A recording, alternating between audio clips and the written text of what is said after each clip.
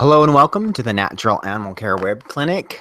I'm Dr. Andrew Jones, and in tonight's webinar, we're going to be discussing over 67 natural solutions to your dog and cat's health problems and how you can start using them to slash your veterinary fees in 30 days or less. If you're just joining us on tonight's webinar, thanks for being here. I don't want to rush into it. I want to give everybody a little bit of time so they can all get on the webinar. We're going to be covering a whole bunch of information tonight. I think the really big thing that I think is important is, one, there's a whole bunch of misinformation out there. You can go on the internet and search for, my dog's remedy for this or cat remedy for some specific health condition. There's not a lot of credible resources. And there is a whole bunch of things that you can be doing. And I've been asked, I repeatedly get asked questions about dogs and cats and daily on a whole variety of, questions and concerns. And these are from pet owners just like yourself who have, questions around, is there something I should do? Should I be doing this? Has my vet given me the correct diagnosis? Is this the correct form of treatment? First, thanks for being here. For those of you who are new or just getting on tonight's webinar, my name again is Dr. Andrew Jones, and you're on the Natural Animal Care Web Clinic, where we're going to be covering over 67 natural solutions to your dog's and cat's health problems and how you can start using them to lower your veterinary fees in 30 days or less. We are going to be covering a whole bunch of information because there's just so many different dog and cat diseases. There's so much stuff I want to share with you. And I think even more importantly, as I've talked to different clients and pet owners, especially within the last year, and especially since I've been teaching this new natural animal care course, these are people that are really using some of these remedies, and they've developed a certain level of confidence. And I know from just this webinar tonight, you're going to be able to take some of these specific ideas and implement them with your dog or cat. Perhaps your dog or cat is not sick today, but there's a number of preventive things you can start using. So for those of you who are new, we're going to get going pretty quick here because we're covering so much information. So once again, my name's Dr. Andrew Jones. Hello and welcome to the Natural Animal Care Web Clinic. We're going to be talking about over 67 natural solutions to your dog and cat's health problems and how you can start using them to lower your veterinary fees in 30 days or less. So let's get right going into tonight's webinar because there's so much stuff to cover. First, thank you for attending. You've made a really important first step in helping your pets by being here. And no question, I feel confident you're going to be able to naturally treat your pets after this webinar. Second, I want you to shut off all your distractions, such as email, phone, and the like. I really want you to be present, be able to take notes. A little bit about me, for those of you who don't know, my name, Dr. Andrew Jones. I was raised on a farm in Lillooet, BC. I always wanted to be a veterinarian. I spent countless hours with our animals. I graduated from the University of Saskatchewan in 1992 with my Doctor of Veterinary Medicine, and I practiced for over 17 years, owning the Nelson Animal Hospital in Nelson, BC. I wrote my first natural care digital book, Dr. Jones's Book of Home Remedies for Dogs and Cats, in April in 2004, and since that time I've published hundreds of articles, reports, videos, 2 home study courses, and a live seminar.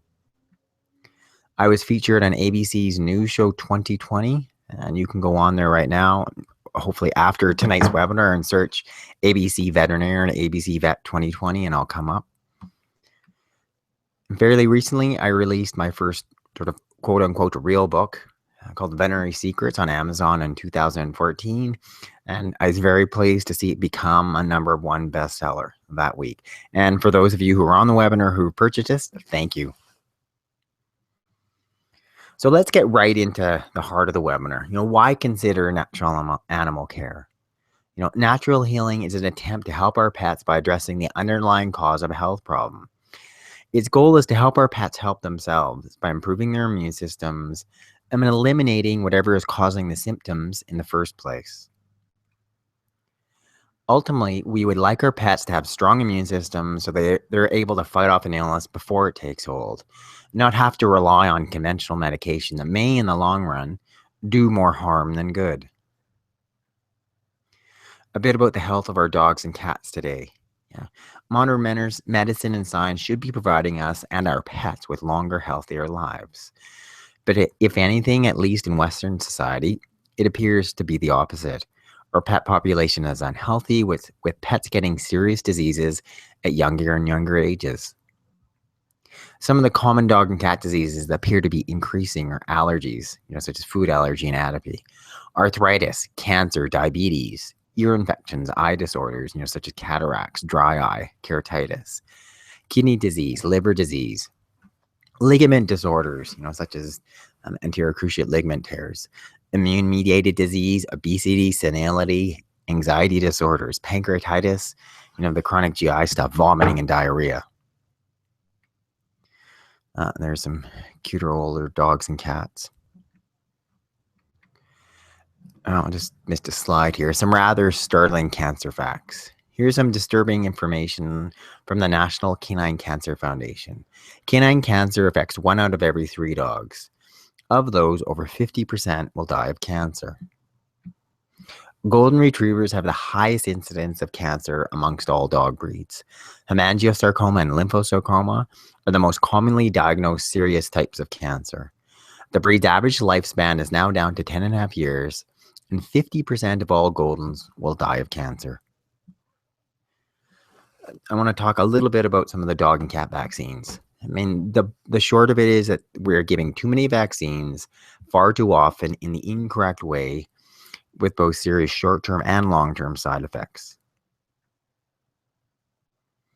The negative effects of vaccines can be, first, there's immediate and short-term reactions to vaccines, include anaphylaxis, the allergic reactions such as itching, vomiting, diarrhea, facial swelling, weakness, difficulty breathing, shock, and in some cases even death. The local reactions, swelling, abscess, pain, and then these sort of systemic reactions, fever, loss of appetite, and weakness. And this is just the immediate short-term effects. Then there's a host of immune-related and long-term diseases. These can include immune-mediated hemolytic anemia, immune-mediated skin disease, thyroid disease, vaccine-induced cancer, especially in our cats, skin allergies, arthritis, leukemia, inflammatory bowel disease, and neurologic disorders, just to name a few. I mean, there are links to the most of the common chronic health diseases of dogs and cats due to over-vaccination. So I wanted to give you 2 specific regimens, one for dogs, one for cats, that I would advise. And if I were to have a puppy or kitten, this is what I would do. I would give my puppy a vaccine only at 8 and 12 weeks. At 8 weeks, I would give the parvovirus and distempervirus, DP. At 12 weeks, I would follow that booster again with parvovirus and distempervirus. I would only give Bordetella vaccine if going to a kennel or puppy class. I would wait until giving my puppy rabies vaccine at 6 months if that was required. And it varies among states. For the most part, in Canada, it is optional. You're not mandatory required to give that vaccine. The cat vaccine regimen. I give the FERCP vaccine, so that's the 2 respiratory viruses, feline viral rhinotracheitis and calicivirus, combined with the feline distemper or panleukopenia at 8 weeks. I boost that again at 12 weeks. And once again, giving the rabies vaccine, I delay giving it until 6 months if required.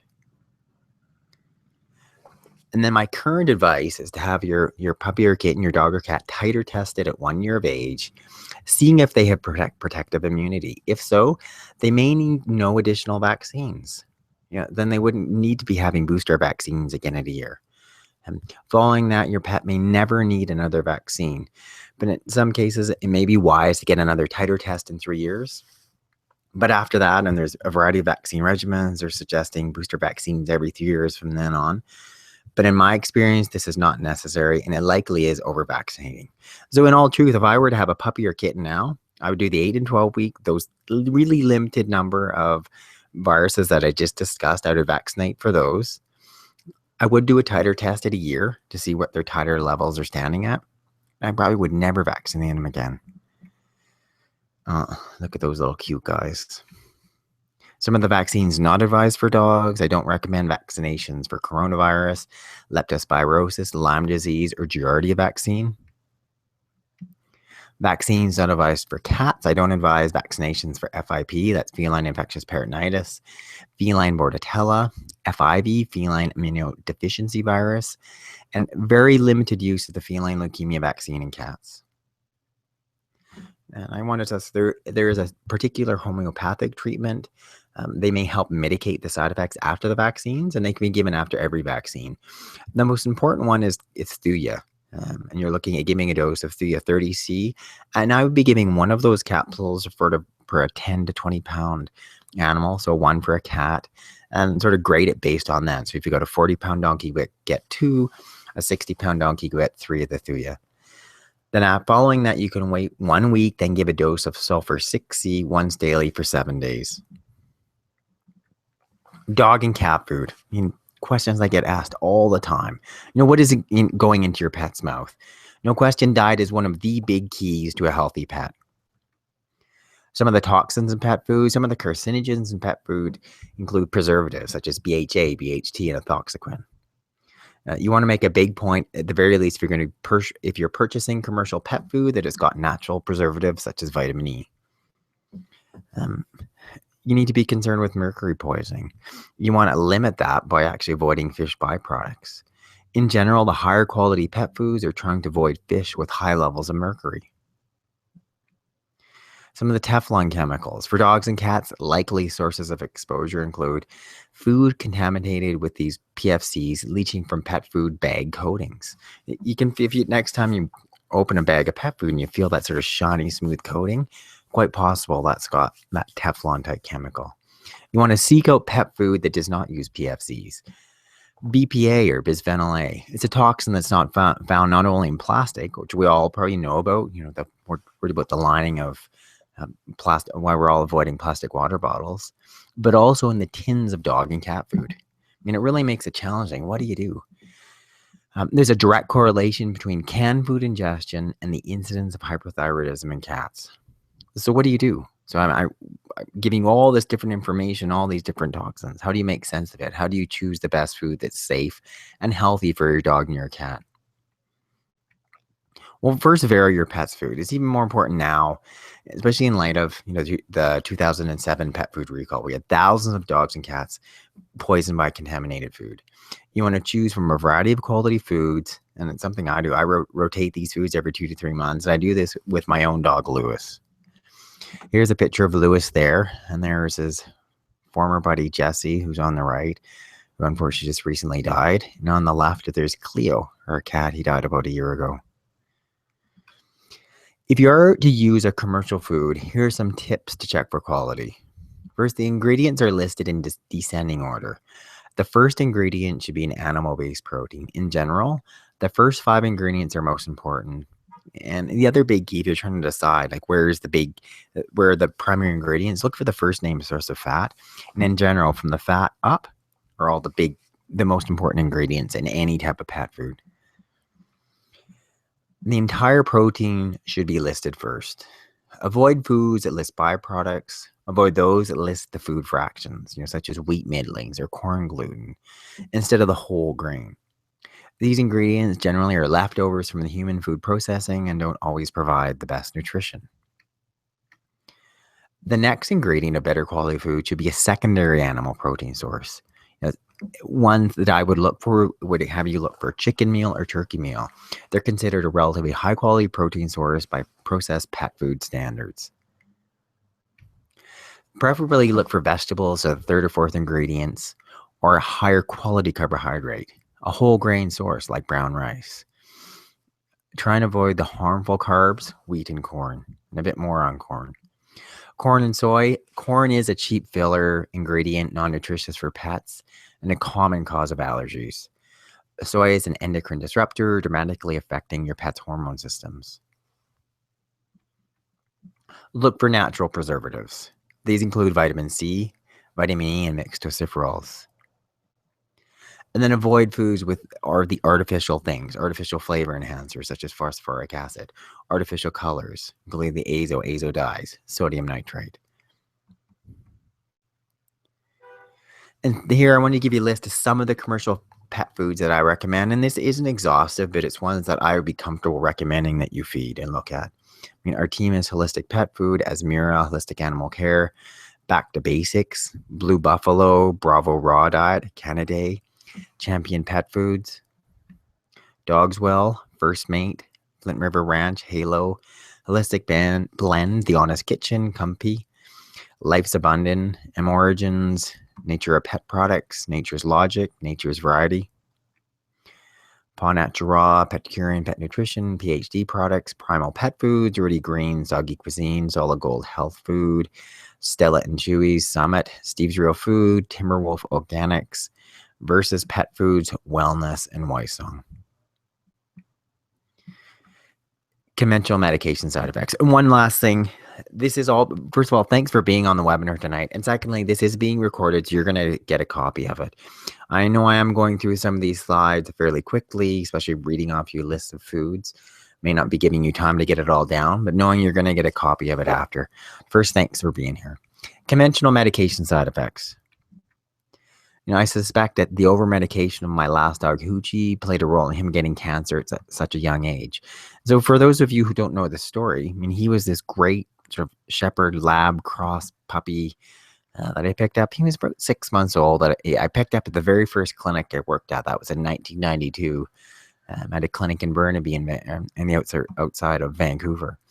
And you know, he was left there. His owner had brought him in for, I think, a different health concern. He might have vomiting or diarrhea. It's possible even had parvo.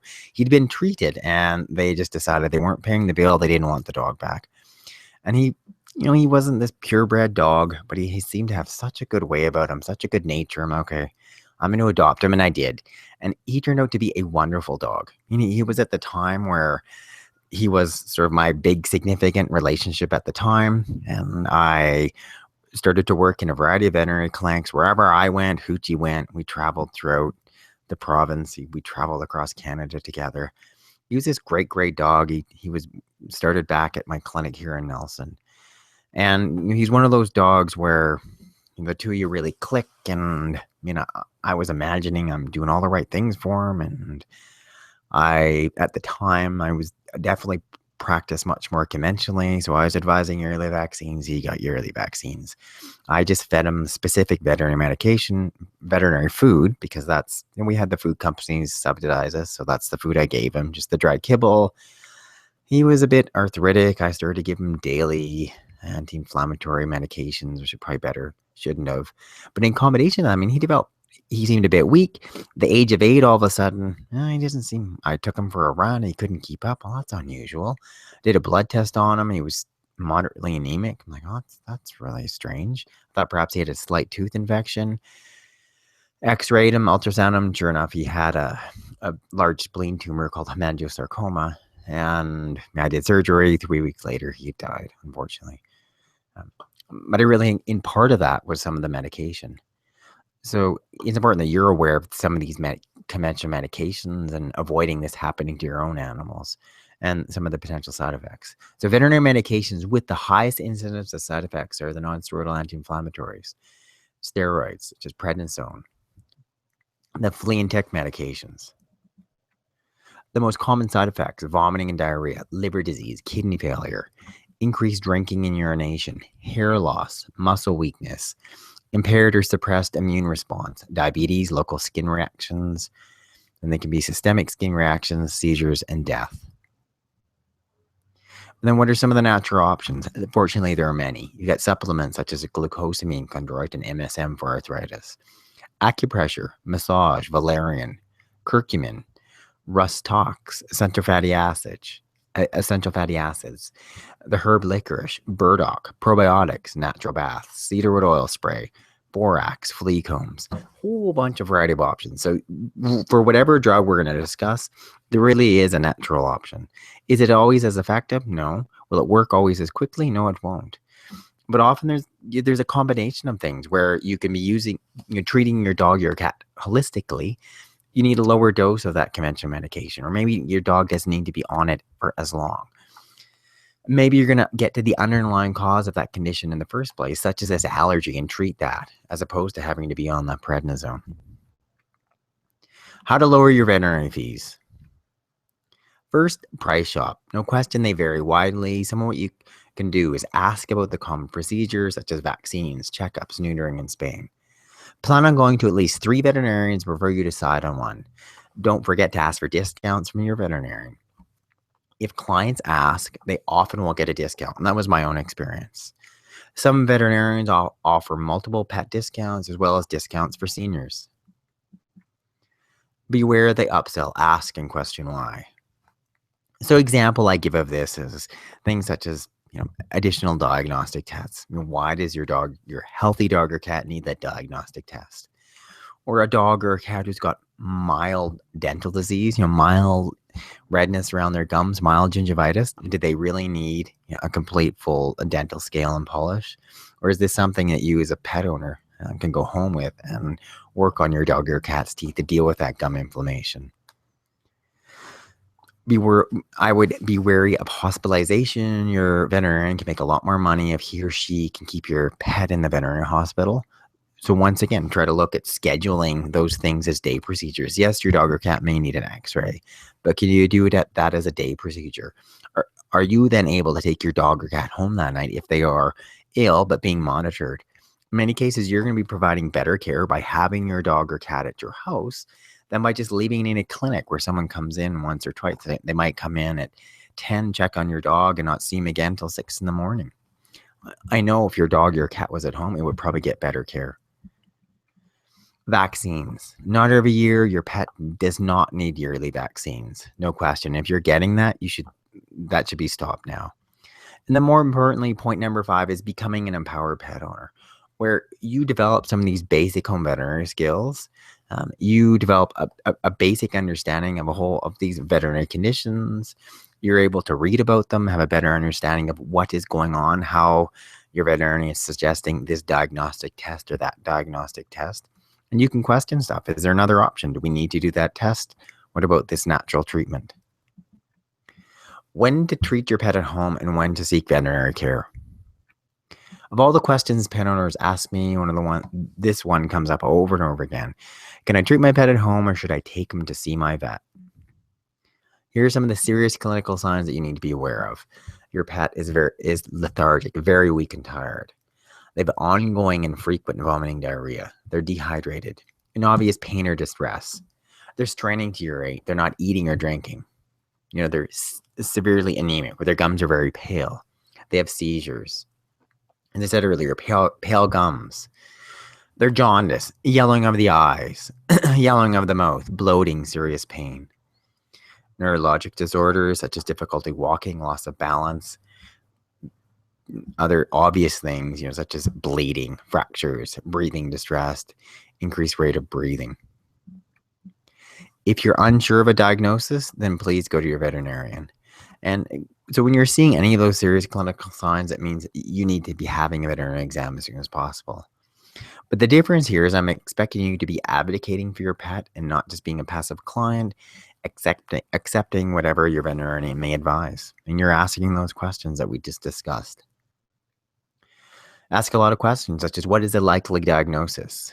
If you do the suggested test, will it change the treatment? Is there a safer medication? Can we wait before treating or performing these diagnostic tests? Are there any alternate options? What are the drug side effects? Now, I wanted to talk a little bit about my new course called Natural Animal Care. We've offered it twice, and what we do is I open it up because it's fairly involved and intensive for a short period of time to have new clients on board. It's a comprehensive 14-module course introducing you to the basics of home veterinary care, demonstrating the primary healing modalities applicable for pet owners, then detailing those common veterinary diseases and accompanying natural remedies. You'll see how to use the various treatment options, how to examine your dog or cat at home, and then be given the most common and effective remedies that you can implement. I'm going to be walking you step by step as you're shown how to provide natural home veterinary care to your dog or cat. And here's how it works. It's a 14-part step-by-step holistic veterinary care course that is guaranteed to get you healing your pets at home. By the time you're done, you'll be using the most effective alternative remedies, be confident in applying the 5 primary healing modalities: herbs, homeopathy, acupressure, massage, and nutrition. Know exactly when you can treat your pet at home and when you need to see a veterinarian. You will save hundreds of veterinary fees, all under the guidance with me on a regular basis. And I just wanted to address a few concerns that you may have. Is this just some course for me to sell and make money? Yes, of course. If you choose to get the natural animal care course, um, I will obviously make some money from it. Um, But I think as important as that, and obviously that's how I can stay in business and why you're actually seeing part of this webinar tonight. Um, but it's really, really important to me that you actually are able to get stuff out of it and you can actually follow through with it as much as anything else. Because as I said, I started in 2004 and I'm still doing this. So that's over 10 years being on the internet, helping pet owners help themselves. The second big thing is, can I really do this at home? Of course you can really do this at home.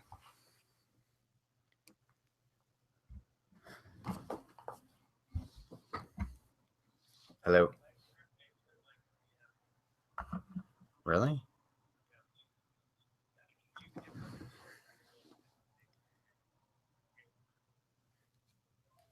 Hi, sorry. Apparently we have a blank screen, so I'm just going to refresh it here. It looks pretty clear to me. Let's bring it up.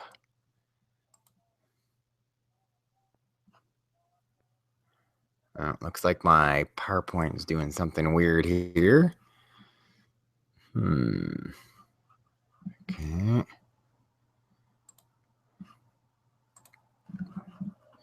Looks like there's some curse of Microsoft. Uh-oh. Bad. Yes, me and technology for some reason. So thank you guys for holding on here. I'm just trying to, for some reason, PowerPoint has decided to not work. So I'm just going to minimize it a second here. I think it should be working now.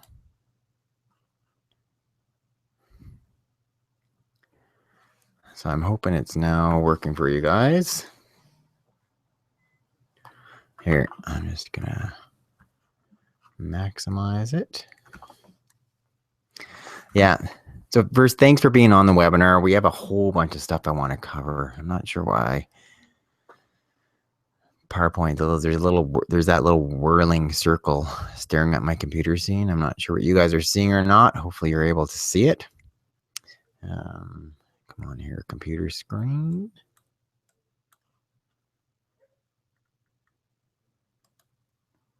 Just trying to maximize it.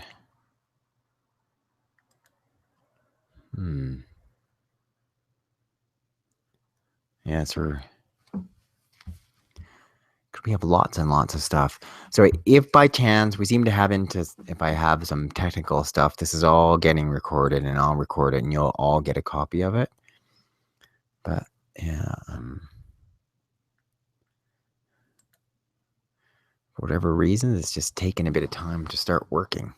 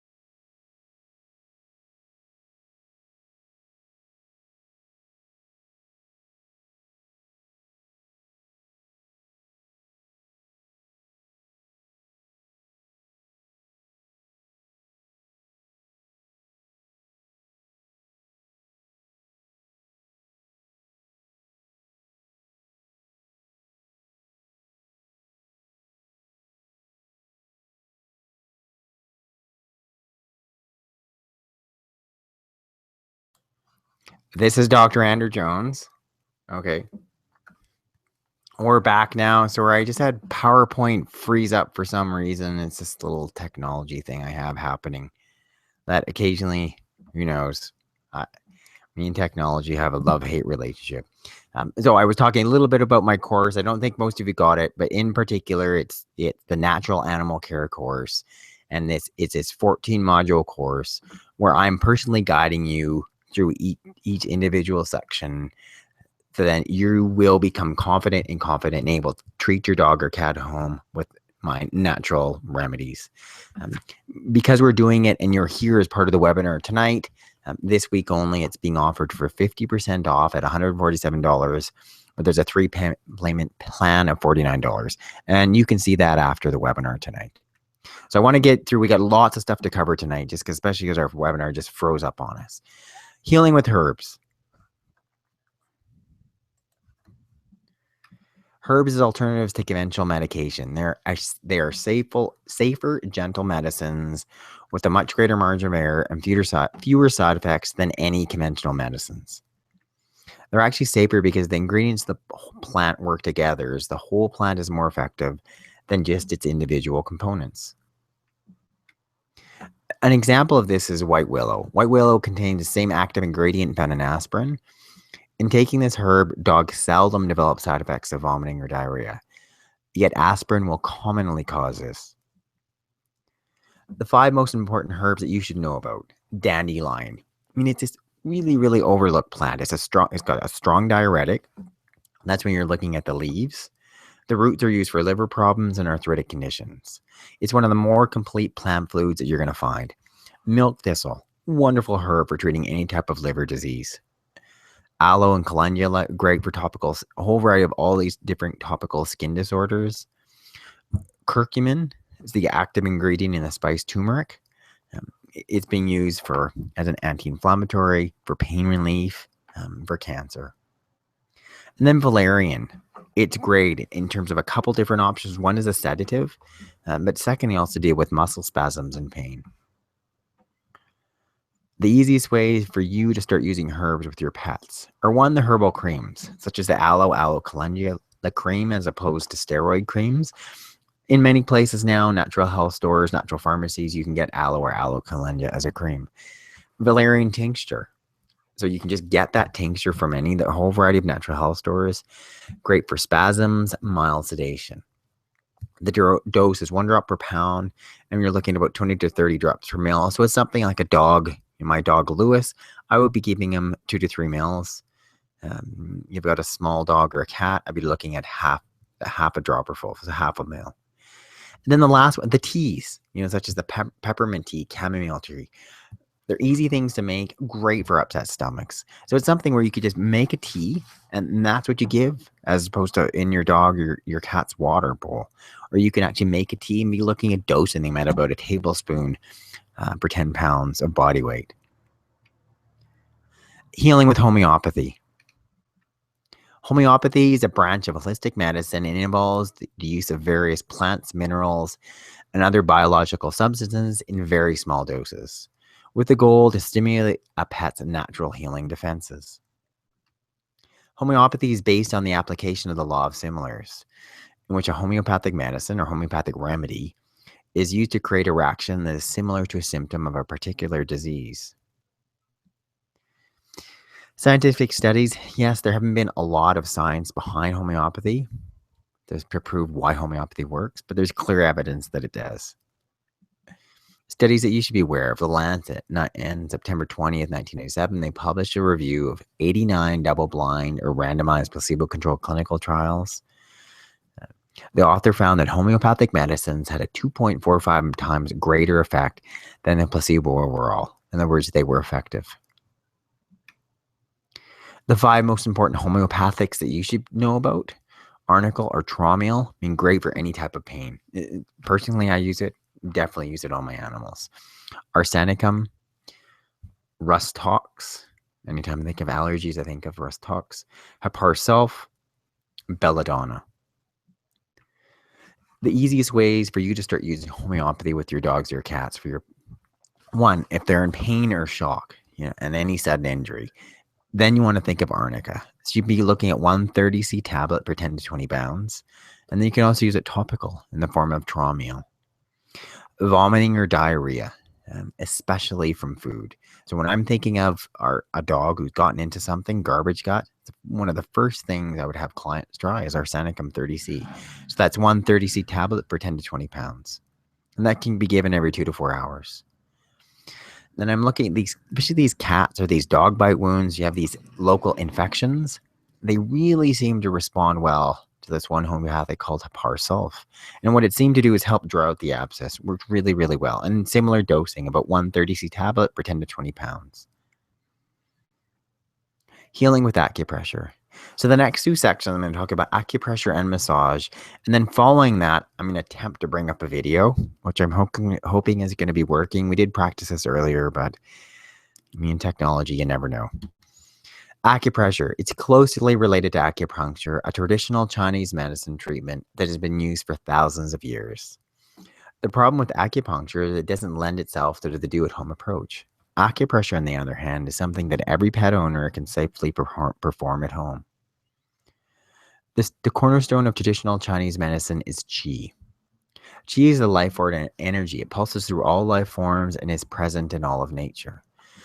According to traditional Chinese medicine, it is the basis of everything that exists. Qi energy is in a dynamic balance between two opposing forces, yin and yang. They're constantly in a state of flux, where the increase of one creates the consumption of the other, and this maintains balance. Qi energy flows along pathways or meridians in the body.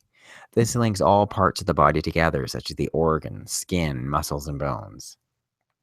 The belief is that when a pet gets sick, the natural flow of energy is out of balance. You can correct energy imbalances by pressing certain places on the skin called acupressure points. There are 361 acupressure points located along these meridians, although for our purposes, we're only concerned with a few. The 7 most important acupressure points: BL60 KI3, and you're going to see me demonstrate that in the video. The GB4 point, GB20 point along the spine. These are key ones, especially if we're dealing with arthritis, especially anything disorders of the back. GB29, the GB30 points, big points. They're in front and behind the point of the hip, and great if we're dealing with hip dysplasia. The GB26 point, right in between the nose, you're going to see me show you where that is. And the ST36 point, just below the knee, important for digestive upset and in emergencies such as bloat. So here's where some of these are located. And I'm going to get to the next diagram so you can actually see. And I mean, there's over 300 acupressure points. Healing with massage. There's Lewis being massaged by me. Actually looks pretty content there. The final natural healing modality that we're covering tonight is pet massage. Massage or touch in general feels good, both to you and your pet. I mean, how can you not be affected by the sound of pleasure coming from a purring cat as it's stroked, or the moans of happiness as you scratch your dog in the right place? But massaging your pet has many benefits. The most important ones are the therapeutic, pain management, helping with arthritis, soft tissue injury, immune boosting, and lowering drug doses. Massage stimulates the release of endorphins, which are natural chemicals found in the body that relieve pain and promote feelings of well-being. Massage stimulates the lymphatic and circulatory systems, helping remove lactic acid from sore spots, which help your pet heal. Dog and cat medical conditions that respond to massage: back pain, hip dysplasia, shoulder injuries, chronic soft tissue injuries or scarring, anxiety, knee disorders. And these are 5 specific massage techniques. Effleurage, where the muscles sort of loosely warmed up. Petrissage, and then with effleurage, I'm sort of beating on it like a drum. Petrissage, where you grab it and roll that muscle. Trigger point massage and fingertip massage. That's where you're actually sort of making circular motions off with your thumb or your forefinger, or actually finding that muscle point, that area that is in spasm. You're going to hold that for 10, 20, 30 seconds and release. Now, how to start using acupressure and massage to heal your pets at home. So I'm going to try to minimize this. Hopefully we can get this thing to work. what we're trying to do is try to bring up this video, but it's a bit of a mystery here because, okay, my computer's got, well, so what I'm hoping to do, let's just bring this down. Aha, start video. So what I've been told by my tech-orientated brother is I'm going to press start video. And if you're on a computer, you guys should be able to see it. If you're on a mobile device, such as a phone or an iPad or tablet, then you need to press play.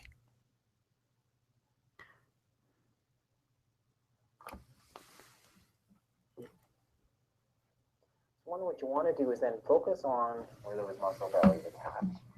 You've got it here. You see here these big muscle belly, like Lewis's big quadricep muscles. They're attaching right up here, right next to the point of that hip, the point of the femur. So you can put some circular motion with your thumb right around that area, right where some of those muscle bellies are attaching. If you feel a big knot, I want you to hold it for 10, 20, then 30 seconds, release. You're putting pressure on those areas where some of the quadricep muscle attach, a common area for muscle spasm. What it is. The next part is focusing on the big back of the leg, the big semimembranosus and semitendinosus, the big thigh muscles. They're attaching up here to the back of Lewis's hip joint. So on the other side, right, you're going to attach to the side of his pelvis, or the top part of the femur. So once again, you're putting your thumb and forefinger, making some ventral circular motions around that area. And the last points that I want to show you for the back leg, and it's not just knee arthritis, but in particular the knees. And there's one I've called the aspirin joint. And it's called, it's found here in Lewis's hock. And this one's called the BL60 point. And then right in here, known as the aspirin joint. It's going to be more effective in people. So here's a big Achilles tendon on the gastroc tendon, which is attaching from these big back muscle bellies here, attaching down onto Lewis's hock. So in between that and that bone, in between the tibia, there's this flap of skin here. So, and that's called the BL60 point. So you can put your index finger in there, and the other side of that, you're just grabbing with your thumb on the other side of that. That's called the KI3 point, and that's considered a great one to help with normalizing energy flow, to say it's tonifying the chi. That is the energy source flowing through your dog and your cat's body. So you can hold those two in conjunction together. And it's a real good one where people, you just got a sore dog and I want to do a very quick acupressure treatment. Just go ahead and grab that. And as you can see, as I do that, you just imagine, you see Lewis just slowly relaxing. So that's the BL60 on the outside, the KI3 on the inside.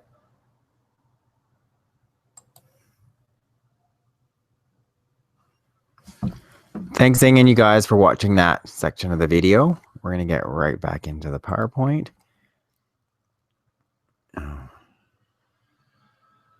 There.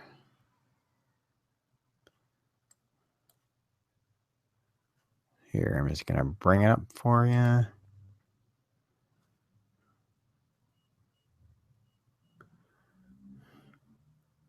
Just letting the PowerPoint load again. Yeah, there's something going on with my computer here. So I'm hoping you guys all see it. We're just getting PowerPoint to load up, hopefully back to where we started here.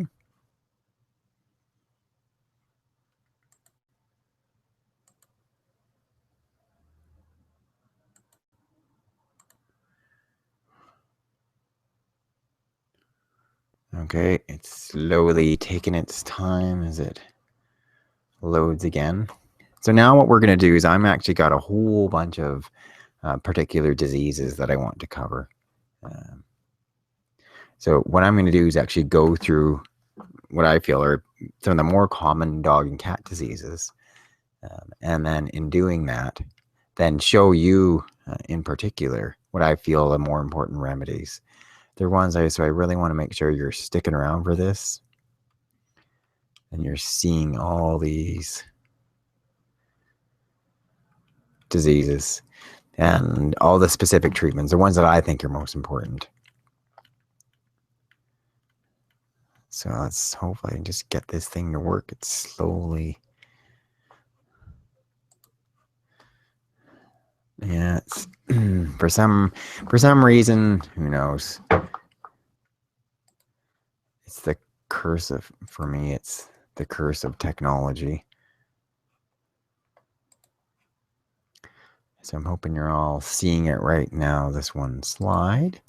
I hope you enjoy it. And that was just a little chunk of video. And what I want to do is just give you a sense of actually what you're being taught in terms of where you get a sense of how you can start massaging your dog or your cat at home, how you can start using something as simple as acupressure. And as I go through here, I'm going to actually show you exactly where, for instance, the GB26 point is. You're going to see that again as an image. Okay, I think we got it going. So I think we should be getting live now. No.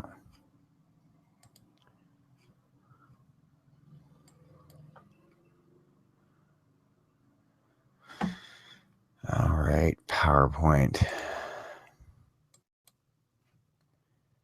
Okay, so let's maximize it. And it's thinking of maximizing, but it's not. Maybe that should be my next course, be learning how to work technology. God. Okay, so now, as I said, as soon as I get this bring up, I want to cover all these different dog and cat diseases because we got a whole bunch in here we want to cover.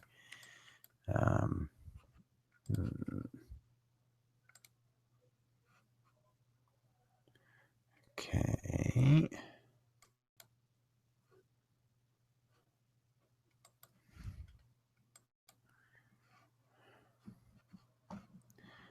So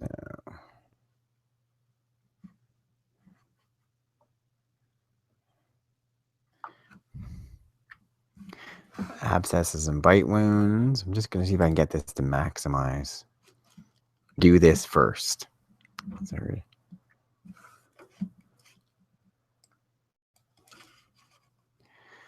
So I'm going to it looks like it's not letting me maximize it. So we'll just stay as a smaller screen, but at least I can teach you the stuff. So abscesses and bite wounds. Do this first. Keep them open. The most important thing that you can do to prevent the bite wound from turning into a costly abscess is to vigorously scrub the puncture wound with a damp cloth and an antiseptic soap.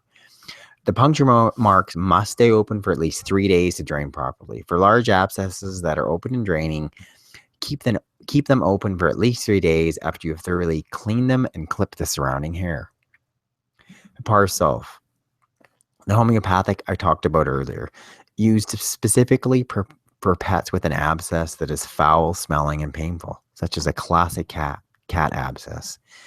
And then you're giving the Parsulf dose at 30C 2 to 3 times a day for 3 to 5 days. Allergies in pets.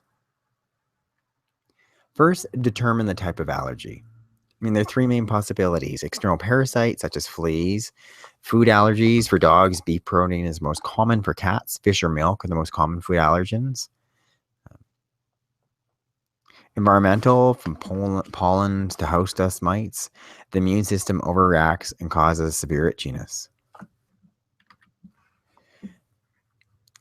You need to first then rule out fleas or mange. You need to practice regular flea control using natural methods if possible, topical antiparasitics if necessary. Hypoallergenic food trial. Here you're feeding a hypoallergenic food diet for 10 to 12 weeks to see if your dog or cat's allergic symptoms stop. It's a long time. Unfortunately, over 80% of pets respond at least partially by 6 weeks. So you don't necessarily need to do it for 12 weeks, but at least committing for a month and a half, 6 weeks. Although labs and Cocker Spaniels usually need longer trials. And these are just some of the different skin lesions that can be seen in terms of with all these variety of chronic skin disorders and allergies. By scratching, hair loss, the secondary black skin infections, scaly skin, it becomes red and inflamed. You can see it red, brown, and stained due to the sort of chronic licking, and this or else secondary yeast infections. So these are 5 natural remedies that are dramatically decreasing the itching. Omega-3 fatty acids, critical. The main point, though, is you need to be giving a high enough dose to be effective. And the ideal dose is 1,000 milligrams per 10 pounds daily. A great inexpensive source is flax oil. And in dosing that, I give 1 tablespoon per 50 pounds of body weight.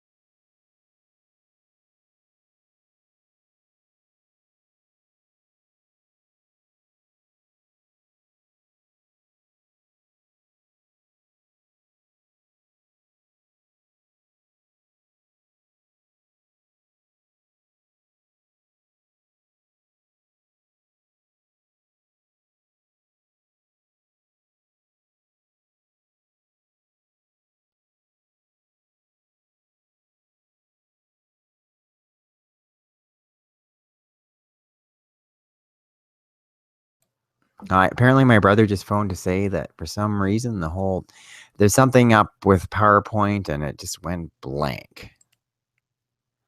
So I'm got to close it and restart it. So first of all, you guys, thanks for being on the webinar tonight. Yeah, there's something cursed about PowerPoint. So I'm just going to restart PowerPoint again here and bring it up. And this entire thing is going to be re-recorded. So you're going to have a whole copy of it. And it's going to be sent to everyone who's on, for all of you who are on tonight's webinar. So first, thanks for being on it. Secondly, and then I'm going to have to figure out what's going on. So I'm going to screen share the PowerPoint, share. Yeah, I've held multiple webinars. It's never been an issue for before. So I don't know why it's doing what it's doing, but it is what it is.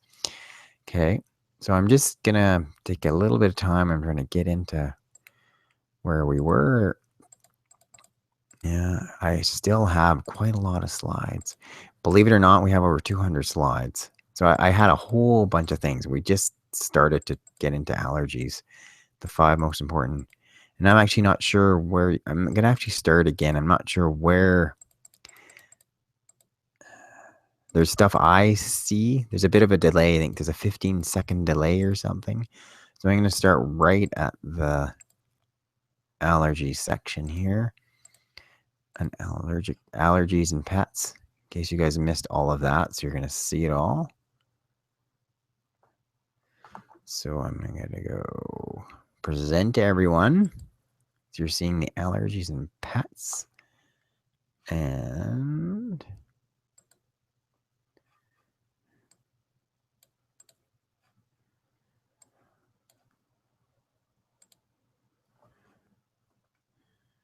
I'm hoping you guys are seeing that, but it looks a bit funky to me. Okay, so I'm not sure what you guys are seeing. So we're trying to see allergies and pets. And let's see if it'll work here. Allergies and pets. First, let's see if we can get it start from the very beginning. I think you're just seeing the slides as well at the side. So the big point here is, and if you've not seen it, and sorry if I'm going over it again, is determining the type of allergy. There's 3 main possibilities: external parasites such as fleas, food allergies for dogs, beef protein is most common for cats, fish or milk are the most common food allergens, and then environmental allergies from pollens to house dust mites. Regardless, the immune system is overreacting, causing the severe itchiness. Let me just get this. I'm just trying to my computer. And I'm just trying to bring this slideshow up so you can actually see the whole thing without seeing the slides. From the side. Okay. First, you want to rule out fleas or mange. Practice regular flea control using natural methods if possible. Topical antiparasitics if you need to. The hypoallergenic food trial, you need to feed this, as I said earlier, the hypoallergenic food for at least 10 to 12 weeks. But fortunately, most pets respond, 80% respond in 6 weeks. Although Labradors and Cocker Spaniels usually need longer trials. Some of the skin lesions, as I was just describing earlier, you can see, this in dogs or cats that have allergies. You've got the hair loss, scratching infections, secondary skin infections, the scaly skin, the red inflamed skin, the red-brown staining due to saliva and yeast infections. And for those of you who have pets with allergies, you're probably familiar with many of these signs. But some of the 5 natural remedies that you can use to dramatically decrease the itching. First of all, is the omega-3 fatty acids, but they need to be given in a high enough dose to be effective. And you're looking at a dose of 1,000 milligrams per 10 pounds of body weight daily, much higher than most people are advising. A great inexpensive source is flax oil, dosing at 1 tablespoon per 50 pounds of body weight daily. Cats are able to metabolize flax, but they may respond better to fish oil at a similar dose of 1,000 milligrams per 10 pounds of body weight daily. Herbal creams, here are the few herbs that you should consider topically: licorice gel, chamomile cream, and topical curcumin. There's one double-blind study here, and they were comparing 1 and 2% licorice gel, and they found it to be effective. Feet washing. Regularly washing of your dog's paws after they come in from being outside is one of the best ways to decrease the itching. This washes off the outdoor allergens. You can use a damp cloth or put your pup in the bath. Colostrum. Research has found an ingredient known as PRP, praline-rich polypeptide, in bovine colostrum, and appears to be what is helping decrease the allergy symptoms. The colostrum dose for dogs with allergies varies based on the company. I advise giving a quarter of the human dose per 20 pounds daily. My supplement, Ultimate Canine Health Formula, contains bovine colostrum in adequate levels for your dog. Licorice root. It can be used with care, but not long-term. The dose is 50 milligrams per 10 pounds of body weight of the dried herb, or 1 drop per pound of body weight twice daily of the tincture. It must not be used if your pet has liver, kidney, or heart disease. Anemic dog or cat. Consider this Chinese solution. Actually, there is Hoochie. Yannan Payao is a Chinese herb, and it's often used, especially in human medicine, lesser so in veterinary medicine. But it's sort of where you've got anemia in your pet, no one knows why, potentially your veterinarian has investigated other underlying causes, is something to consider. The dose is 1/2 of a capsule per 10 pounds of body weight 3 times daily. Arthritis in pets. These are 7 holistic options that you're probably not aware of, but are surprisingly effective. And this is an x-ray of a dog that's got hip dysplasia. First, 3 big key supplements, often better in conjunction. Glucosamine at a dose 500 milligrams for 40 pounds of body weight daily. Chondroitin at the dose of minimal 250 milligrams for 40 to 50 pounds of body weight daily. And MSM 500 milligrams for 40 pounds of body weight daily. These 3 work great in combination. They're in my supplement, Ultimate Canine Health Formula. Devil's Claw, used in traditional African medicine, and has scientific studies to back its effectiveness. Dosing it at 100 milligrams or 10 drops per 10 pounds of body weight. Capsaicin is the active ingredient in chili peppers that makes them hot. So it's one where you can look at topical stuff. I mean, it doesn't work so well if you're trying to put it right on top of your dog's fur. But I've used it specifically for these dogs that got knee arthritis, because you're often dealing with less fur. You can put it on the inside of the leg. It's used in medicated creams and lotions to relieve muscle or joint pain. DMSO is an organosulfate compound. It's a colorless liquid. It penetrates the skin very readily. It can be used as a single agent. An example would be treating your dog or cat with knee swelling and arthritis. It can be applied topically to the affected joint, typically twice daily. A holistic option is to use a topical pain cream such as arnica gel or Traumeel and combine it with DMSO. And you want to apply it twice daily. One specific veterinary combination is DMSO and lidocaine, morphine, and Voltaren. So DMSO really has been key, because what it's doing, it's drawing all those medications and targeting them right into the joint. Ginger extract may help with joint and muscle pain because it contains certain plant chemicals or phytochemicals which help stop inflammation. Few side effects have been linked to ginger when taken in small doses. Fresh ginger works great, steeped in boiling water as a tea or grated into vegetable juice. Curcumin, found in the spice turmeric. Most of us have this in our house, and I really do advise you adding this to your dog's food if your pet suffers from arthritis. There have been a number of positive clinical trials with people using it for arthritis. You need to be looking at an important dose of 100 milligrams per 10 pounds of body weight daily. Acupressure massage. So you've got some key acupressure points. The BL60, the KI3 point, which you saw in the video. GB29, GB30 point for hip dysplasia. GB4, GB20 point, especially for dealing with any type of arthritis and spondylosis on the spine. And then trigger point massage. You find that trigger point, you hold it. So you find that knot of muscle, you're going to hold it for 10, 20, and 30 seconds and release. Once again, some of the points. You can see where I've got the GB29 point marked out, the BL60 point. Another big thing I wanted to add about the benefit of colostrum and some other supplements.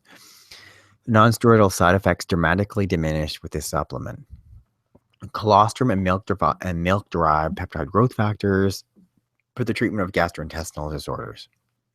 So in particular, this showed the huge benefit of using colostrum.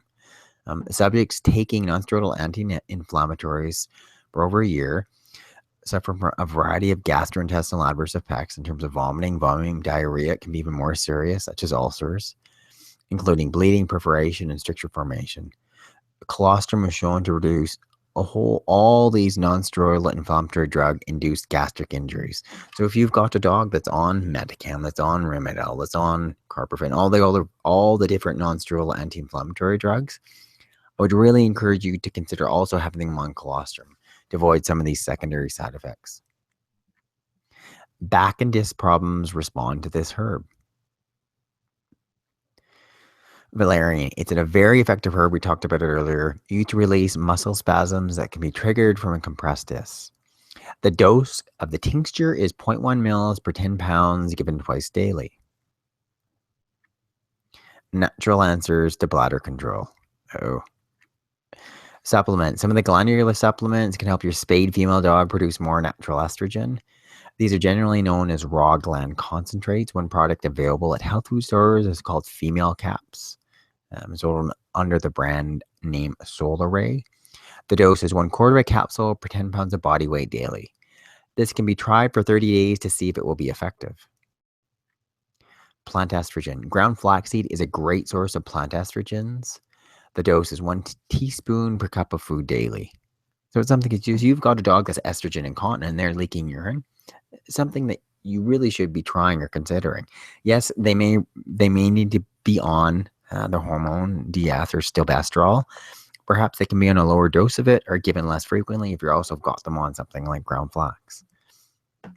Bloated dogs, you want to use this acupressure point, and that's one we just discussed earlier. So it's found on the outside of the hind leg, below the knee, in a depression at the front of the leg. You want to hold it for 60 seconds and repeat every 5 minutes. So here it is there. So if you're looking at your dog, we're on their back leg, we're on their knee. So just below the knee. So if you actually run your finger on top of right at their knee, so bend their leg back and forth, the joint below the hip, and you're going to feel this sort of ridge bone running down the middle, and that's called the tibial crest.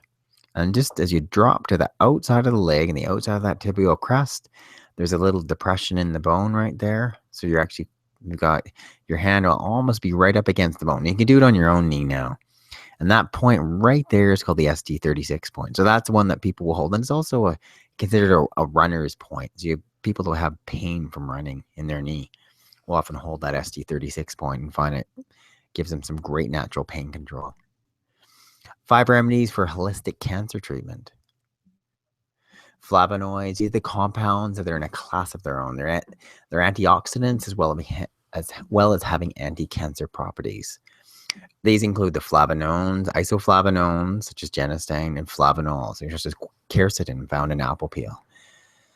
You want to purchase a mixed bioflavonoid product that contains, in particular, the flavonoid in green tea, EGCG. The dose for a 10-pound dog or cat is 250 milligrams daily. Curcumin, it's part of the spice turmeric, and it may inhibit tumor growth as well as spread of tumors.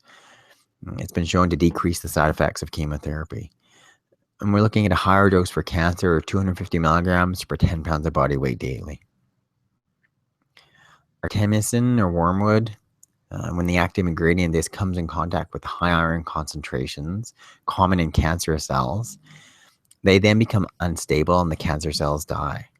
It has been shown to reduce new blood vessel growth, and in particular, this is important for many of the cancers, ones such as hemangiosarcoma, which is spread by new blood vessel growth. You're looking at a dose of 20 milligrams per 10 pounds of body weight daily. Apocaps. It's a nutraceutical supplement which is getting positive reviews from dog owners and veterinarians alike.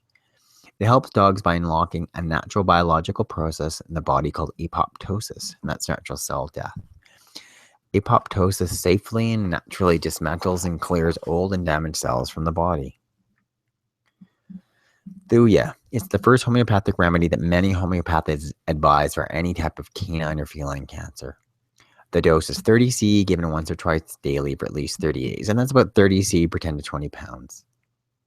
Silicea for common dog and cat tumors such as lymphosarcoma, or those tumors which are accompanied with weight loss. The dose is sort of 130C capsule, about 10 to 20 pounds, given 1 to 2 times daily for 30 days. I wanted to talk a little bit more about my course again. As I said earlier, it's a comprehensive 14-module course introducing you to the basics of home veterinary care, demonstrating the primary healing modalities for pet owners, then detailing the most common veterinary diseases and accompanying natural remedies. You're going to see how to use the various treatment options, how to examine your dog or cat at home, and you're going to be given the most common and effective remedies that you can implement. For this week only, that's until Friday, that's the next 5 days, you can get natural animal care for 50% off. That's $147. Or after the webinar, you can click on that link and you can have access to this course. And if you order tonight, you're going to get 3 additional bonuses. First, my book, Veterinary Secrets, Natural Health for Dogs and Cats. My book on pet first aid, my complete canine and feline first aid manual. And then lastly, my book of home recipes for dogs and cats. So, all of these really complement what you're going to get in this course. And more than anything, just add this additional value to it. Still not sure? Natural Animal Care comes with a 30-day money-back guarantee. No question. You try for a full 30 days, you're not happy at all, you're going to get 100% full refund, no question asked. And we've done that with all of our products. Coughing dog. Use this natural cough syrup made at home. Lemon and honey can soothe just about any sore throat. New research points toward using the natural dark honey being more effective than the over-the-counter cough suppressant. Researchers from Penn State asked parents, they did a study, asked parents to give either honey-flavored dextromethorphan or no treatment at all to their kids. And the dose, in doing it, they found like the honey was the most effective, more than anything else, which is great news. In terms of mixing a combination, you want to mix 2 tablespoons of honey, 1 teaspoon of lemon juice, and 1/2 cup of water. Give it to your dog twice daily or as needed. 1 tablespoon for an average size 50-pound dog, 1 teaspoon for a cat. CPR. And here's the simple steps. I'm going to go over them again. And there's something you should really know. They're easy to learn. So there's 4 different parts of it: assessing responsiveness, establishing a patent airway, performing rescue breathing, and establishing circulation or cardiac massage. 1, you want to check your pet's breathing by placing your hand in front of his mouth and nose. You check the heartbeat by placing your ear against the left side of the chest. This is the area where the left elbow touches the chest, immediately behind the left armpit. There I am here, checking Lewis to see if he's breathing. The second step in CPR is obtaining a patent airway. You want to pull the tongue out of your pet's mouth, but be careful not to get bitten. Straighten the neck by moving the head to be in line with the neck. Perform 2 rescue breaths by closing the mouth and performing mouth-to-nose ventilation. So I am now. I've got my hand wrapped around Lewis's muzzle, and I'm doing these mouth-to-nose ventilations. If they continue, so if the airway's patent, you put air into his nose, then proceed to step 3, breathing. If there is no breath, then you need to look into the mouth to see why is air not going into your dog's lungs or your cat's lungs. After achieving a patent airway, then you're doing this rescue breathing, where you're closing your pet's mouth, breathing directly into his or her nose until the chest expands. And if it doesn't expand, go back again. Like there's something obstructing the airway. So you either need to do the Heimlich or you need to get your finger further into the back of the mouth and sweep that ball out of there, whatever's obstructing the airway. You want to ventilate at 8 breaths per minute or 2 breaths every 15 seconds. And then you're going to proceed to step 4, circulation. Gently lay your pet on the right side. Locate the heart found under the lower half of the chest on the left side, behind the elbow of the front left leg. I've got written here, place one hand below the heart to support the chest, place the other hand over the heart. For a big dog, I just put the right hand on top of the left hand and even a little of your body weight, because you really need to compress that chest wall to compress the heart muscle.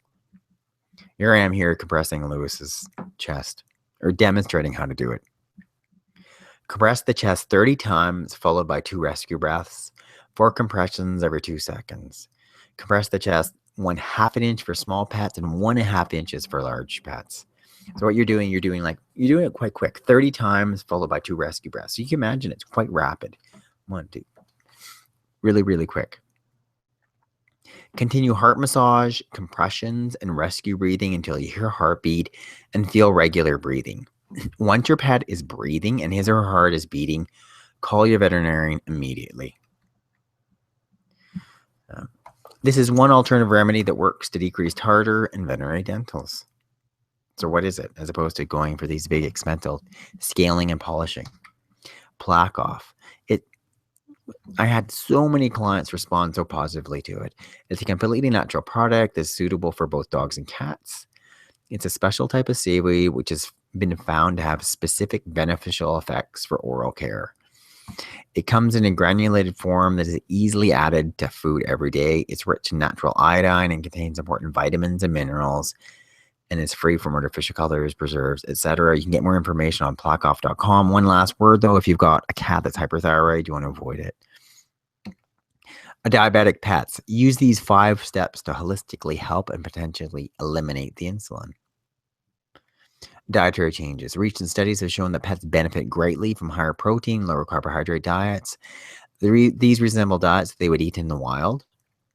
Fish oil, as a source of omega-3 fatty acids, fish oil may increase insulin sensitivity.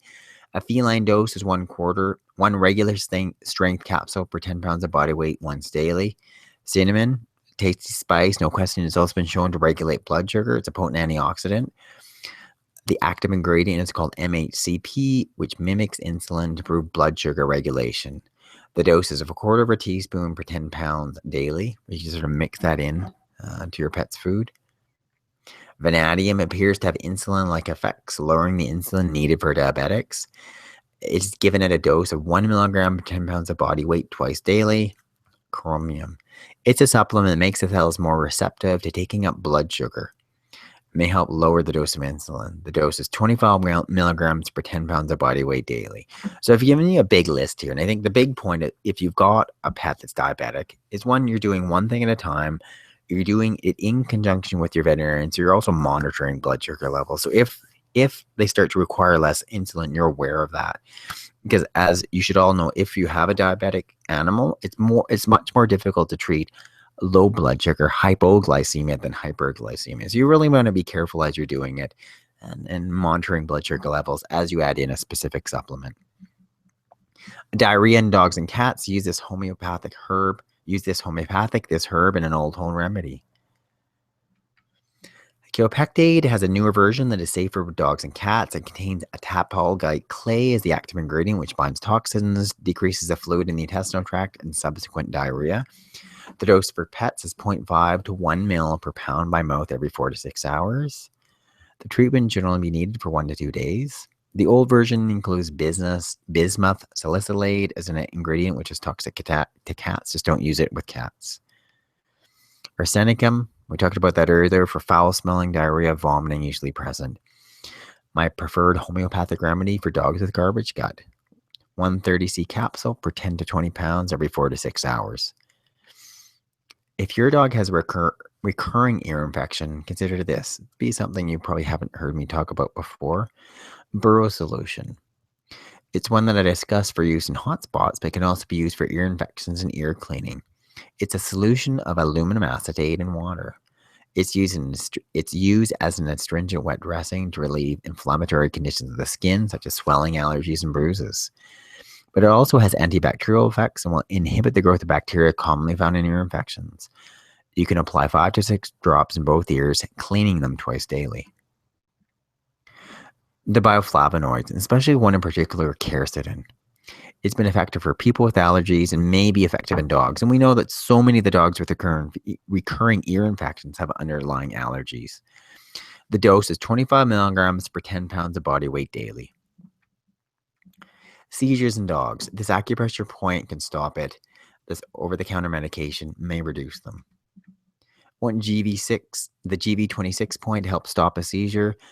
The most important one, it can help stop a seizure. It's where the nose meets the upper lip, immediately below the nostrils. It's a key point for CPR and can also trigger your pet to breathe and for seizures. You want to hold that point for at least 60 seconds during a seizure.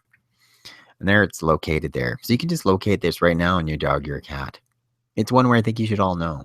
And when you're doing acupressure, realizing that you're dealing with energy and energy flow. So I want you to put your index finger just enough to indent the skin and hold it and get a sense of, what would you do in an emergency, but just knowing where that is. Over-the-counter seizure control. This would be one where we're dealing with something where these are generalized serious tonic-clonic seizures that you're going to see in something like epilepsy. We have got a dog that's gone into something, such as compost toxicity, where they've eaten some type of fungal toxin. They've got these sort of muscle tremors. And this is what I have used in practice, methocarbamol robaxin. It's available as 500 milligram tablets. The usual dose to treat muscle spasms in dogs and cats is 10 milligrams per pound every 8 to 12 hours. Eye infections in pets can be naturally treated this way. Tea. It's more than just a drink. It has tannins in it that are anti-inflammatory and have antimicrobial properties. You want to brew up a strong cup of black tea and place 3 to 4 drops in the affected eye 3 times daily. And it should be made daily to prevent contamination. Eyebright or euphrasia. This is a herb that has antioxidant and anti-inflammatory properties. You can make a solution where you're going to mix 5 drops of eyebright and 125 mils of saline, or you can actually get the sort of pre-mixed eyebright solution, which I've seen in the co-op here.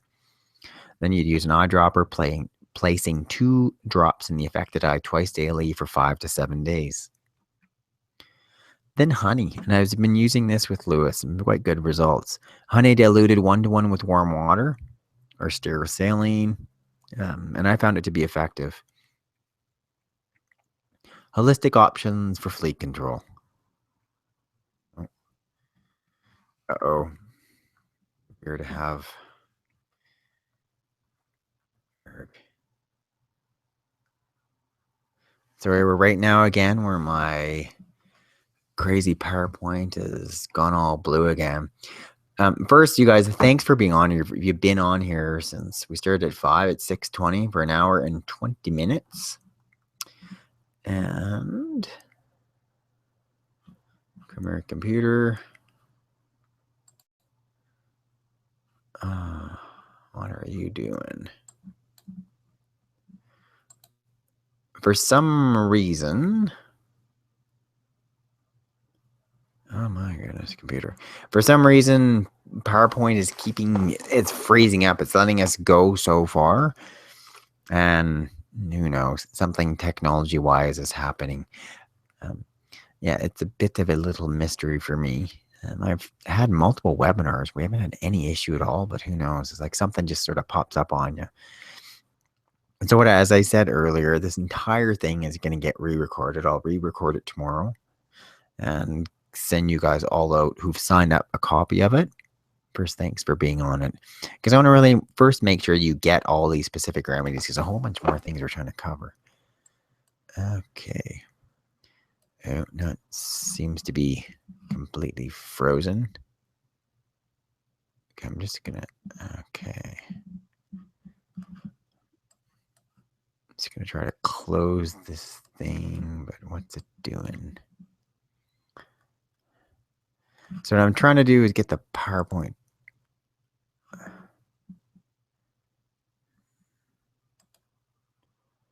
Oh, no. What's it doing? Okay, there's me. Wow. You can see me and Cleo. Yes.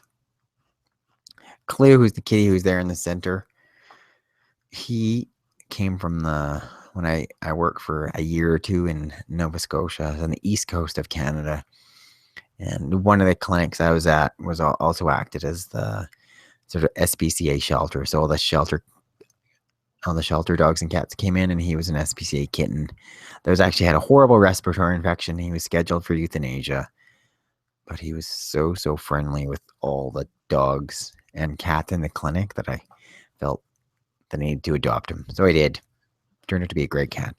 So I'm just trying to get this PowerPoint to be brought up again. The other thing what we'll do is I'm going to send you a copy of this. I'm also going to send you a copy of some of the acupressure points. So it's clear to you so you can actually see all the areas. We have some better handouts. That'll be part of it. So let me just see if I can get this thing to be brought up. Thanks for waiting. Come here, you. Okay. It's a mystery. Okay. Okay, so screen share. I'm getting used to figuring out how to do it. Share.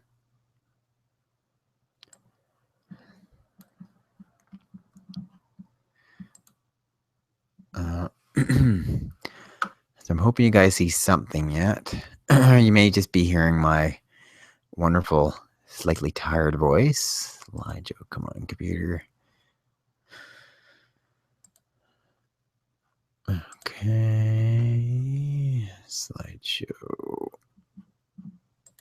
Okay. Okay, I'll get this hopefully.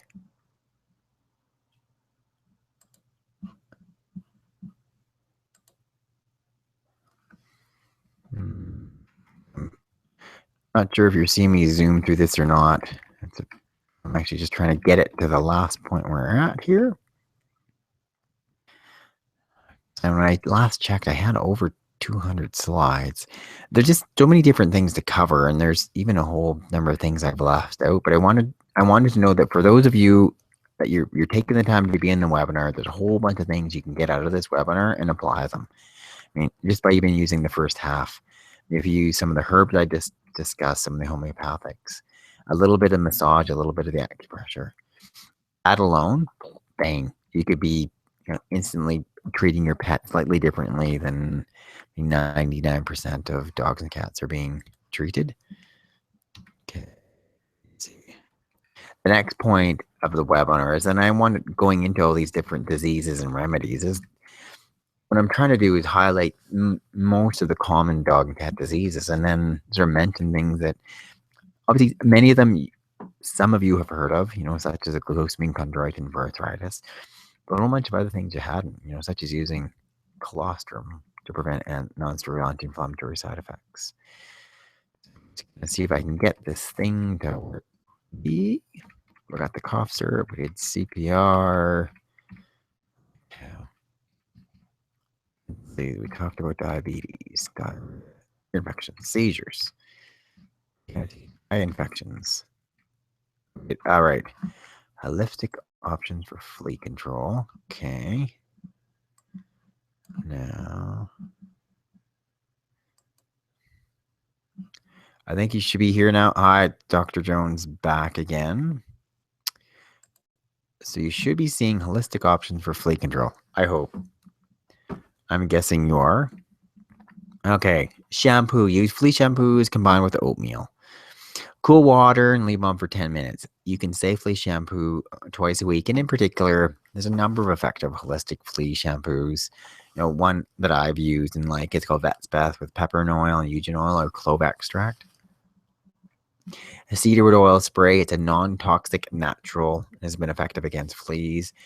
You just want to be cautious in spraying any type of essential oil on any small pets, such as small dogs or cats. You only want to lightly mist them. Then use a flea comb to spread the spray around. Triple Sure Natural Flea and Tick spray made by Natural Wonder Products. I've used it and I found it to be effective. Borac it's another home treatment for flea infestations. It kills fleas by dehydrating them. Dog hotspots. They can be easily treated by doing what? One, using tea. The key to curing hotspots is getting them to dry out. A very effective antiseptic drying solution is tea and aspirin. You want to brew up a strong cup of black tea and dissolve an aspirin tablet in it. Then soak a cloth in this brew and apply to the area for 5 minutes, 4 times daily. These herbs are especially beneficial for treating Cushing's disease. Ginkgo has been shown to reduce cortisol productions similar to this conventional veterinary treatment, Anapril.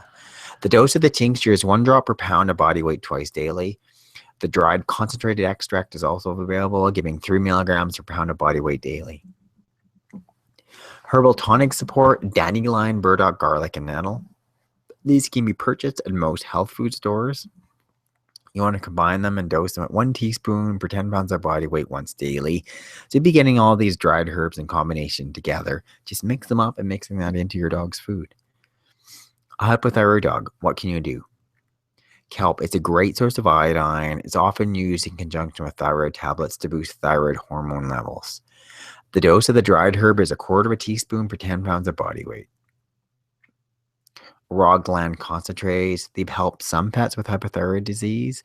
If you're unwilling to have your pet placed on thyroid medication, then at very least give these a try. A popular one is Solaraze thyroid support. If your older cat is eating more but losing weight, they may be hyperthyroid. Here are some great holistic solutions. And this is showing me just palpating a cat and showing you where the thyroid gland is located. So if your cat is hyperthyroid and got the biggest sign is they're eating more and losing weight, if they're over the age of 12, you can often actually feel a little nodule there, and that's where the thyroid gland is. Bugleweed and Melissa, they're 2 herbs that may be used in combination to combat the effects of hyperthyroid disease. Bugleweed has been shown to decrease thyroid hormone levels in rats 24 hours after administration. The standard dose of the tincture is 1 drop per pound of body weight given twice daily. The 5 most important remedies for treating your pet with chronic kidney failure. 1, probiotics. Azadil, it's a natural probiotic product for the reduction of the toxins that increase in kidney failure, also known as azotemia in dogs and cats. The probiotics metabolize and flush out the uremic toxins in the bowel. They slow down uremic toxin buildup in the blood and help prevent further kidney damage. I mean, it's a great option as opposed to just some of the less, potentially lesser effective conventional ones. And one would maybe you haven't think of just because it has no other side effects and has such a potential upside. I've used this successfully in both dogs and cats with kidney failure. The Azadil dose is 1 capsule per 10 pounds of body weight daily to a maximum of 4 caps per day. Aluminum hydroxide, it's a phosphorus binder that is used to reduce phosphorus levels in dogs and cats with renal failure. The big point is that we know that phosphorus is the nutrient that is causing the damage to the kidneys. So if we can get rid of that phosphorus, to decrease the phosphorus levels, we know that we can do this be so much more beneficial for delaying further kidney damage. The product is odorless, tasteless, can be mixed with food. The aluminum hydroxide dose is 1/4 teaspoon per 10 pounds daily. Bromelain has been shown to reduce inflammation and disease progression in certain cases of kidney failure. The bromelain dose is 100 milligrams per 10 pounds of body weight twice daily. And the omega-3 fatty acids, they've been shown to delay the progression of kidney failure. The dose is 500 to 1,000 milligrams per 10 pounds of body weight daily. Then the anti-nausea meds, and one that get overlooked, but pets with kidney failure often feel sick. You've got these 2 primary kidney toxins, urea and creatinine, making your pet feel nauseous, vomiting, drooling, generally inappetent. One over-the-counter remedy that's shown to work especially well is famotidine, sold under the common brand named Pepcid. The typical dose is 0.25 milligram to 0.5 milligram per pound every 12 to 24 hours. So a common cat dose would be giving 1/4 of a 10-pound tablet once daily. Liver disease in dogs and cats. So these supplements are key, yet often not prescribed. Milk thistle. Of all the alternative options, milk thistle is the most important solution in helping any ailing liver. We talked about this in the herbal section. The active ingredient is silmarin, and it has protective effects on the liver. It improves liver function, helps treat liver inflammation, treat toxin-induced liver disease, and end-stage liver failure or cirrhosis. The dose of the dried herb is 100 milligrams per 10 pounds of body weight daily. It's available at most pharmacies, and I really have had some great client results using this herb. SAMe or adenosylmethionine. It's a supplement and a potent antioxidant, been shown to be very effective in people and pets with chronic liver disease. The tablets are available at health food stores, dosing it at 800 milligrams per 40 pounds of body weight daily. If your pet has anxiety about loud noise, then do this. Soothing fingers or Kellington tea touch is a type of therapeutic touch. It's helped many pets with noise anxiety. The most effective area is the ear. So what you're doing is holding the ear tip or the ear flap between your thumb and your forefinger, gently stroking from the base of the ear to the ear tip, making these repeated circular motions several times, covering different sections of the ear. You can use the same fingers to draw tiny circles at the base of the ear. Try both of these techniques in your dog when they're calm. If they react well, then try it next time they have anxiety or a storm approaches. The green tea amino acid or L-theanine, key one. I mean, it's helped so many dogs and cats. Just so few people know about it. Studies show that L-theanine produces tranquilizing effects in the brain by diminishing feelings of stress, worry, and anxiety. L-theanine may help improve mental focus, learning, and concentration. The dose is 50 milligrams per 20 pounds daily, and it can be given frequently up to every 4 hours during a stressful event. Pancreatitis responds well to this alternative treatment. Antioxidant therapy. There are 2 antioxidants that seem to reduce the severity and frequency of pancreatitis. They even seem to speed recovery and attack. They're vitamin C and selenium. Every pet that has recurring pancreatitis should be on them, dosing them at 100 milligrams per 10 pounds of body weight daily of vitamin C and 5 micrograms of selenium per 10 pounds of body weight daily. A couple homeopathics, Iris versicolor, it can be particularly helpful, dosing it at 130C tablet 3 times daily for 3 to 5 days during an attack. And then arsenicum, the major remedy for garbage gut and food poisoning. The dose 30C every 2 hours for 1 to 2 days. If your pet is poisoned, you may need to induce vomiting. Here's when you should and when you should not, and how to do it. Purge the poison. In most cases of poisoning, getting your pet to vomit is the most important thing you can do. Do not induce vomiting if something caustic has been consumed, such as drain cleaner or bleach. To induce vomiting, give hydrogen peroxide at the dose of 1 teaspoon per 10 pounds of body weight. That's the 3% peroxide. If your pet does not vomit in 10 minutes, repeat again. Never do more than 2 treatments of peroxide. Neutralize the toxin. If a caustic substance has been ingested, then do not induce vomiting. Rather, give something to neutralize it. An alkaline toxin, such as drain cleaner, is neutralized by something acidic, such as vinegar, giving 1 teaspoon of vinegar per 10 pounds of body weight. An acidic toxin, such as battery acid, is best neutralized with something alkaline, such as milk of magnesia, giving 1 teaspoon per 10 pounds of body weight. Delaying absorption. Activated charcoal is readily available at most pharmacies. It delays absorption of any toxin by binding to the toxic compound in the stomach. The easiest way is to give the capsule form. For those garbage-eating dogs, such as my own dog, it's a really great idea to have hydrogen peroxide and activated charcoal on hand. A typical activated charcoal tablet dose is 1/2 a tablet for 20 pounds of body weight. Senile pets are best treated with this. Curcumin, found in the spice turmeric. We've discussed a whole variety of things.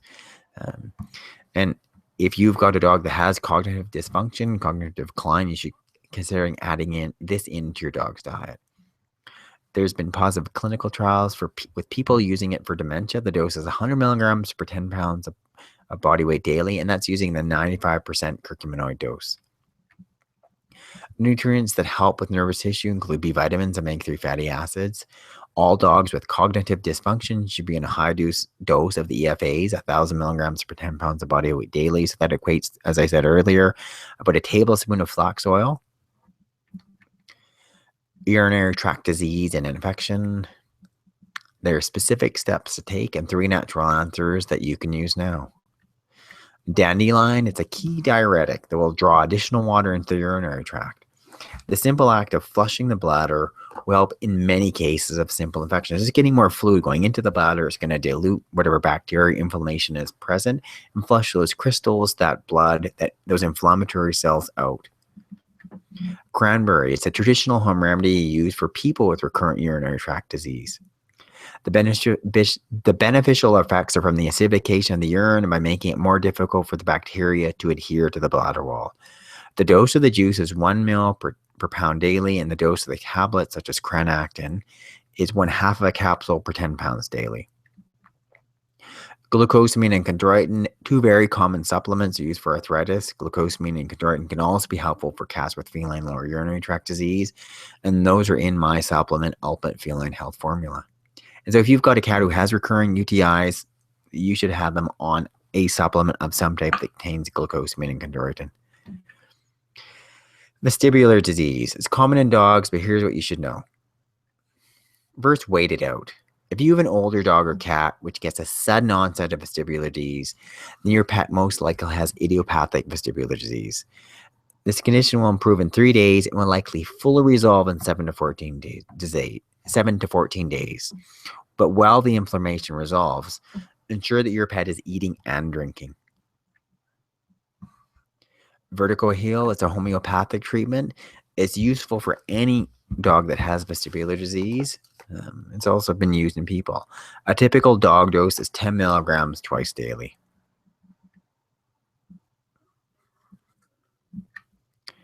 Vomiting in dogs and cats. Peppermint tea, it's an old remedy used for upset stomachs in people. What you want to do is brew up a strong cup of tea, allow it to cool before offering it. Give your dog 1/4 of a cup per 10 pounds of body weight 3 times daily. Give your cat 1 tablespoon 3 times daily. Famotidine, which is talked about earlier, for dogs with kidney disease, pets with kidney failure. It's sold under the brand name Pepcid. The typical dose is 0.25 to 0.5 milligrams per pound every 12 to 24 hours. A common cat dose would be 1/4 of a 10 milligram tablet given once daily.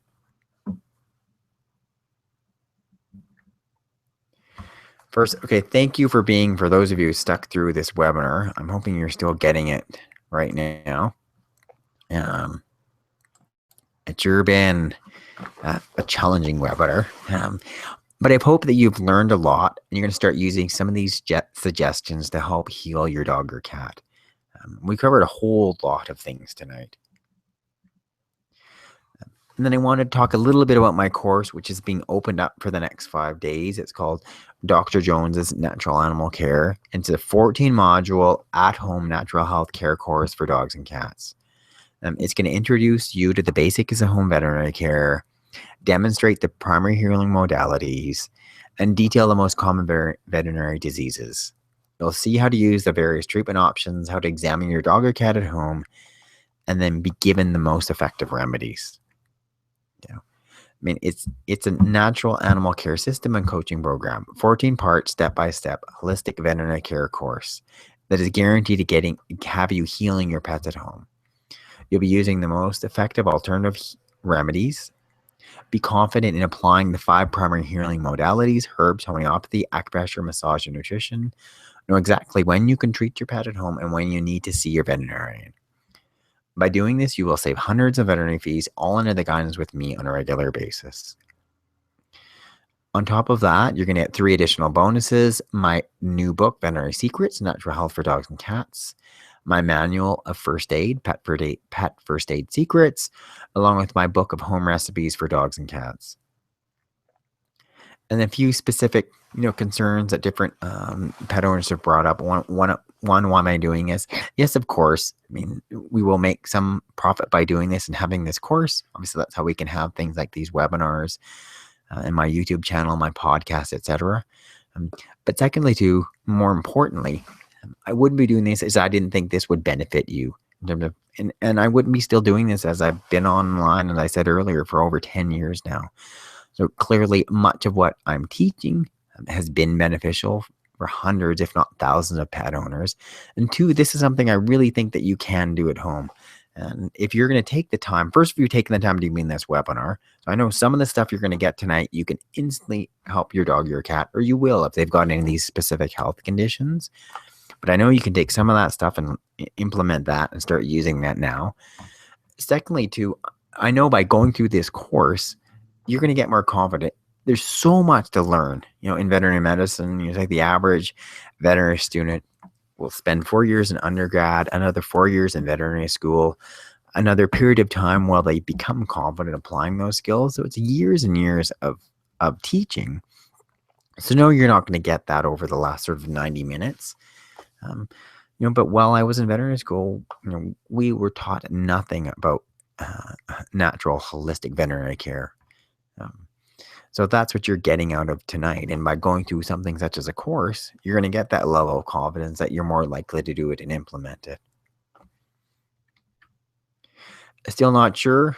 Natural animal care comes with a 30-day money-back guarantee. No question, try it for a full 30 days.